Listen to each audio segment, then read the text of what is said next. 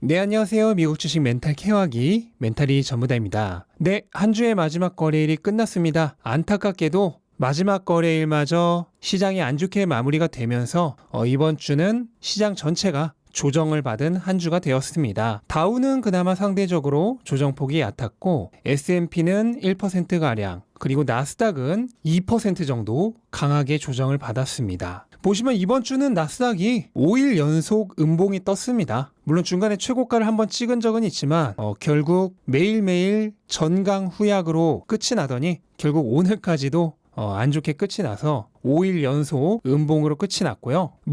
그동안 계속 올랐기 때문에 조정을 한번 받은 거죠. 그래서 지금 시장이 확실히 어느 정도 피로를 느끼고 있는 것 같습니다. 그래서 다음 주에 어떻게 될지는 모르지만 일단 한 주 정도 조정이 더 지속될 가능성도 충분히 있다고 생각을 합니다. 네, 그리고 오늘 7월 미국 소비자 심리지수가 발표됐는데 지난달보다 더 하락한 80.8이고요. 그리고 최근 5달 중에서 가장 낮은 수치를 보였습니다. 그래서 실제로 지금 소비 심리가 생각보다 개선이 안 되고 있는 것이 아니냐 하는 불안이 나오고 있고요. 그런 불안감 때문인지 전반적으로 안전자산에 돈이 흘러들어오면서 채권 수익률은 현재 1.3% 수준에서 머물고 있고요. 이거는 여전히 장기적 전망을 안 좋게 보는 사람들이 많다는 거죠. 그래서 지금 장단기 채권의 수익률 차이가 계속해서 좁혀지고 있는데 이거는 보통 경기 전망이 불안할 때 나오는 현상이죠.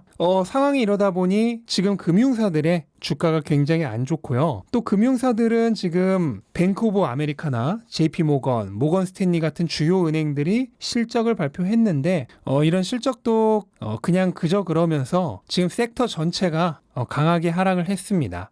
그리고 유가도 지금 안 좋죠. 오늘은 그래도 횡보권에서 머물긴 했는데 2주 전과 비교해 보시면 확연하게 지금 하락세로 돌아서고 있는 게 보입니다. 유가가 지금 하락하는 가장 큰 이유는 당연히 증산 합의가 됐다는 뉴스가 나온 게 가장 컸고요. 그리고 두 번째로는 델타 변이의 확산으로 에너지 수요가 다시 줄어들 거라는 우려가 커지고 있기 때문이죠. 거기다 추가적으로 이렇게 전반적인 시장 상황과 경제 상황이 뒤숭숭하다 보니까 경제 회복이 둔화될 수 있다는 우려도 현재 유가 하락을 부추기고 있습니다. 상황이 이렇다 보니 최근 유가 상승과 함께 같이 상승하던 에너지 기업들의 주가도 다시 꺾이기 시작했는데요. 물론 이게 이제 추세적으로 어떻게 될지는 조금 더 지켜봐야 될 것 같은데 현재와 같은 상황이 계속된다면 당분간 유가와 에너지 관련 기업들의 주가도 어느 정도 조정이 있을 것으로 예상이 됩니다. 네, 그래서 확실히 뭔가 시장이 좀 뒤숭숭하죠. 그래서 시장의 현재 심리 상태를 알려주는 피어 앤 그리드 지수를 보시면은 익스트림 피어 직전입니다. 지금 주가는 거의 최고가 근처라고 하는데 시장 심리 상태는 굉장한 공포 상태예요. 이거는 뭔가 이상현상이라고 충분히 얘기할 수 있죠. 그래서 서로 완전히 상반되는 두 가지 해석을 할 수 있는데 하나는 확실히 시장이 뭔가 이상하다고 느끼는 투자자가 많아지다 보니 지수는 최고가 근처지만 적극적으로 주식 매입에 지금 달려들고 있지 않은 것입니다. 이렇게 해석을 할 수도 있고 또 반면에 긍정적으로 해석을 하면은 탐욕 지수가 지금 매우 낮기 때문에 약간의 조정만 끝나고 나면 주가가 훨씬 더 상승할 여력이 있다라고 해석을 할 수도 있겠습니다. 개인적으로는 후자이길 바라지만 현재 시장 상황을 보면 전자의 가능성도 충분히 있겠다는 생각이 듭니다. 내친김에 암호화폐 시장의 공포 탐욕 지수도 보시면 마찬가지로 익스트림 피어인데요. 암호화폐는 2달 전에 가격이 급락한 이후로부터 거의 계속 익스트림 피어였기 때문에 특별한 건 없습니다. 하지만 시장은 공포 상태지만 진정한 투자자는 그런 시장 심리 상태가 아니라 그 이면에서 무슨 일이 일어나고 있는지에 주목을 해야죠. 지금 암호화폐 거래소에 예치되어 있는 비트코인의 숫자는 급락 당시에 급격하게 늘었다가 현재 다시 줄어들고 있습니다. 거래소에 있는 비트코인은 언제든지 매매를 하기 위해 거래소로 옮겨놓은 비트코인이기 때문에 이게 많으면 일반적으로 비트코인 공급이 많다는 것으로 해석이 돼서 가격이 하락할 가능성이 높고요. 이게 줄어들기 시작하면은 이제 거래를 위해 내놓은 비트코인의 숫자가 줄어들고 있는 것이기 때문에 공급이 줄어들게 되고 그에 따라 가격이 상승할 가능성이 높아지게 됩니다. 그런데 그게 지금 가격 급락 당시에 급등했다가 다시 줄어들고 있는 추세가 확연하게 보이고, 또 비트코인 채굴자들이 가지고 있는 비트코인의 숫자도 비트코인 급락 당시에 급격하게 줄어들었는데요. 이거는 비트코인 가격이 하락하자 채굴자들이 급하게 매도 물량을 내놓은 것이죠. 하지만 지금은 채굴자들이 다시 비트코인을 팔지 않고 모으고 있는 상황입니다. 이건 역시도 마찬가지로 시중에 풀리는 비트코인의 공급량이 줄어든다는 얘기이기 때문에 가격 상승의 요인이 되죠. 그래서 일반적으로 장기 투자자는 시장이 공포에 질려 있는 순간을 즐겨야 됩니다. 그럴 때 비이성적인 행동을 하는 투자자가 많이 나오기 때문에 거기서 내가 이득을 취할 기회가 생기는 것이죠. 네, 오늘 주식시장은 한 주식이 굉장히 핫했죠. 바로 모더나입니다. 오늘 10% 정도 상승을 했는데요. 모더나가 S&P 500에 편입되는 것이 확정되면서 지금 매수세가 엄청나게 몰리고 있습니다. 모더나는 다음 주 화요일 7월 21일부터 S&P 500에 편입이 되는데요. 그렇게 되면 7월 20일 다음 주 월요일까지 S&P 추종 펀드들은 모더나의 주식을 매입해야 되기 때문에 지금 주가가 굉장한 상승 압력을 받고 있습니다. 이거는 테슬라가 S&P 500에 편입되었을 때를 생각하시면 쉽게 이해가 가실 겁니다. 다만 지금과 같은 상황에서 추격 매수는 저는 그렇게 추천드리고 싶지는 않습니다. 왜냐하면 S&P 편입 이후에는 강한 조정이 일어날 가능성도 있기 때문이죠.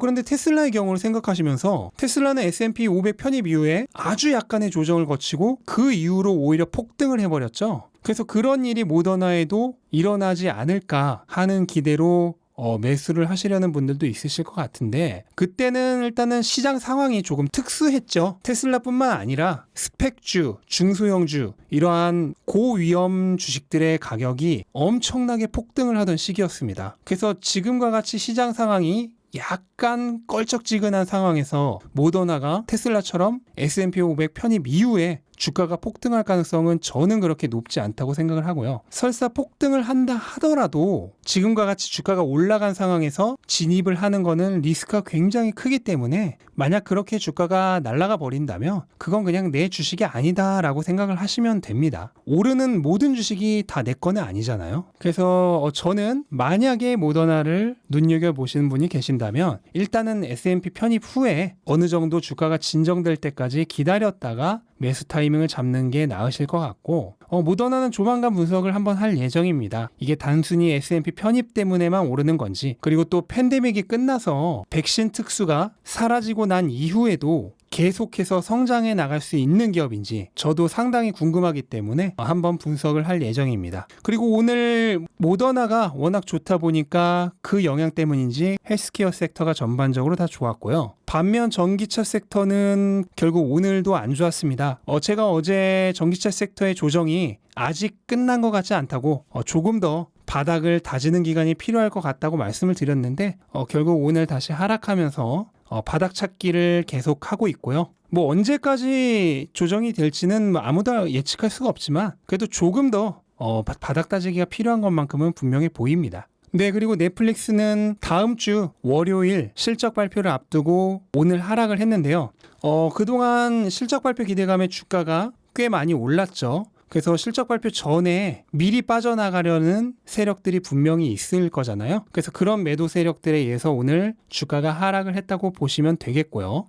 제가 지지난 분기에 넷플릭스 실적 발표 직전에 매수를 해서 재미를 봤던 적이 있죠. 근데 지금은 당분간 넷플릭스 매수를 하지 않을 예정인데요. 일단 두 가지 이유가 있는데, 하나는 백신 보급에 의해서 사람들의 활동이 점점 많아지면서 넷플릭스의 수혜가 꽤 많이 사라질 것으로 예상이 되고, 그리고 두 번째는 넷플릭스가 지금 현재 수익 구조가 너무 단순하죠. 가입자 증가가 아니면 더 이상 수입이 늘어날 수 없는 구조인데, 이 수익 구조가 어느 정도 개선되지 않으면은 저는 넷플릭스의 투자는 당분간 할 생각이 없습니다. 그래서 스포츠 스트리밍이나 게임 스트리밍 아니면 광고가 붙는 구독 시스템이라든지 이렇게 수익을 증가시킬 수 있는 무언가 새로운 먹거리를 찾지 않으면 넷플릭스의 향후 성장성은 조금 기대하기 어렵지 않나 하는 생각을 하고 있습니다. 네, 그리고 엔비디아는 오늘도 강하게 하락하면서 주식 분할 전에 확실히 차익 실현을 하고 있는 모습입니다. 그래서 다음 주 월요일부터 이제 4대1로 분할돼서 거래가 되죠.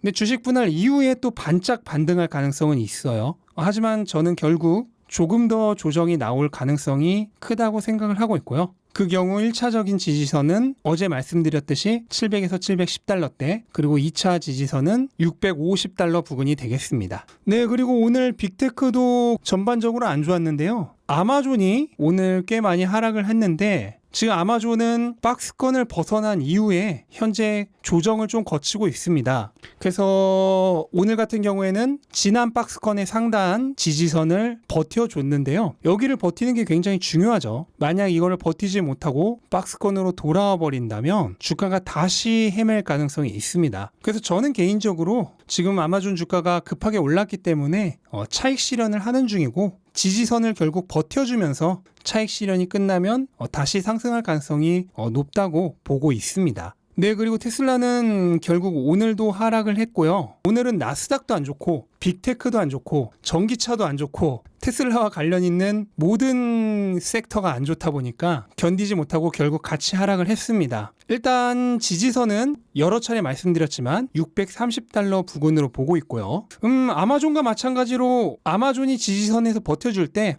테슬라도 같이 버텨주면서 시장이 좋아질 때 다시 상승하지 않을까, 이런 기대를 갖고 있습니다.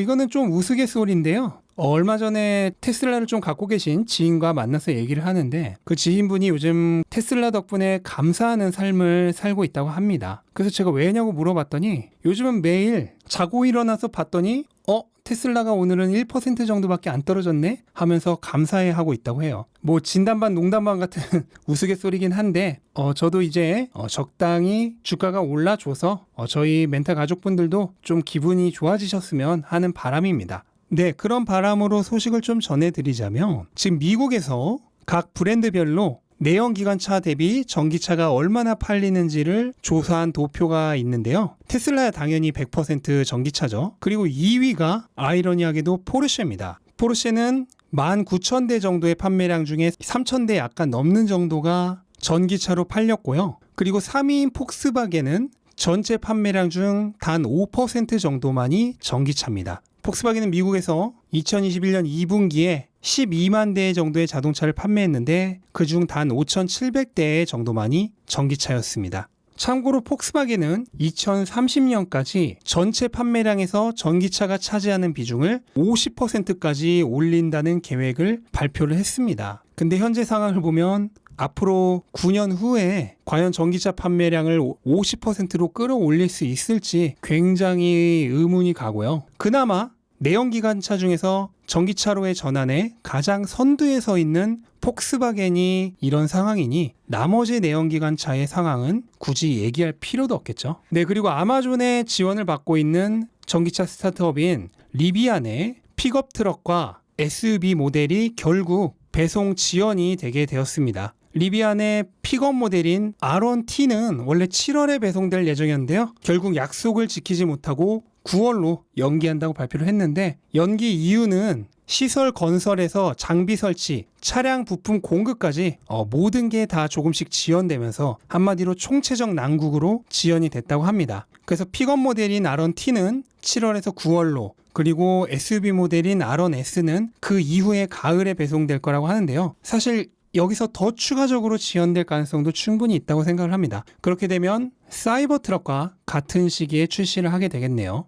저는 이 리비안뿐만 아니라 GM의 험머 EV라든지 이런 수많은 전기차 신제품들이 대부분 자신들이 얘기한 기한을 지키지 못할 것으로 보고 있습니다. 작년에 전기차 열풍이 불면서 다들 위기감을 느끼고 급하게 내놓는다고 이런 신모델의 출시 계획을 발표하긴 했지만 일론 머스크가 얘기했듯이 양산하는 거는 정말 어려운 일입니다. 험머 EV도 2020년에 발표를 하면서 파일럿 모델조차 없어서 결국 CG로 광고를 했죠. 그런 상황에서 과연 2022년에 제대로 된 모델이 나올 수 있을지, 아니 나왔다 하더라도 정말 제대로 된 제품일지에 대한 의문이 가고요. 제가 지난번에도 한번 말씀을 드렸는데 현재 테슬라의 주가에 가장 큰 악영향을 끼치고 있는 테슬라의 포드 중 하나가 바로 경쟁자들의 대두입니다. 그런데 그들과 테슬라는 다른 게 있죠. 테슬라는 지금 말이 아니라 그거를 현실화하고 있는 과정이고 다른 자동차 회사들은 적어도 전기차에 대해서만큼은 지금 입으로만 얘기를 하고 있는 상황입니다. 그래서 그들이 결국 입으로 말했던 것만큼 현실에서 보여주지 못한다는 게 하나 둘씩 들통이 나기 시작하면 결국 그때 가서 테슬라는 다시 한번 엄청난 평가를 받을 거라 생각을 합니다. 당연히 그때의 주가는 지금과는 비교할 수도 없이 올라가 있겠죠. 네, 이렇게 이번 주의 마지막 거래일 정리를 해봤고요. 한 주의 마무리가 조금 안 좋아서 아쉽긴 하지만 이런 기분을 주말까지 끌고 갈 필요는 전혀 없죠. 주말은 행복하게 즐겁게 보내시기 바라고요. 다음 주 시장은 다음 주에 다시 걱정하는 것으로 하겠습니다. 네, 이것으로 영상 마치겠습니다. 영상 도움되셨다면 구독과 좋아요 부탁드리고 즐거운 주말 보내시기 바랍니다. 감사합니다.